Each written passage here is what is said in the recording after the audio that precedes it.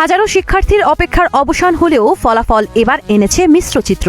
কোথাও আনন্দের উচ্ছ্বাস, আবার কোথাও হতাশার দীর্ঘশ্বাস। একদিকে শতভাগ সাফল্য, অন্যদিকে এমনও প্রতিষ্ঠান আছে যেখানে একজন শিক্ষার্থীও পাশ করতে পারেনি।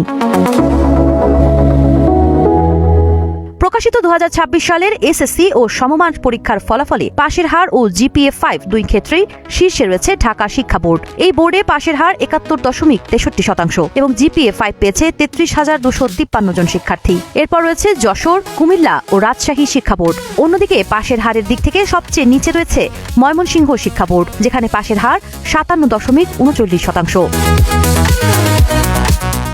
এবারের ফলাফলে দেশের ৬৬৯টি শিক্ষা প্রতিষ্ঠানের শতভাগ শিক্ষার্থী পাশ করেছে, তবে ৩১২টি প্রতিষ্ঠানের একজন শিক্ষার্থীও পাশ করতে পারেনি। গত বছরের তুলনায় শতভাগ পাশের প্রতিষ্ঠান কমেছে, আর শতভাগ ফেল করা প্রতিষ্ঠানের সংখ্যা উল্লেখযোগ্যভাবে বেড়েছে। শূন্য পাশের ৩১২ প্রতিষ্ঠানের মধ্যে সাধারণ শিক্ষা বোর্ডের ৫৭টি, মাদ্রাসা বোর্ডের ২২৬টি এবং কারিগরি বোর্ডের ২৯টি প্রতিষ্ঠান রয়েছে। এদিকে ঢাকা শিক্ষা বোর্ডের চেয়ারম্যান জানিয়েছেন, একাদশ শ্রেণীতে ভর্তি, এসএসসি ও সমমানের ফলাফল এবং শিক্ষার্থীদের পছন্দক্রমের ভিত্তিতেই সম্পন্ন হবে।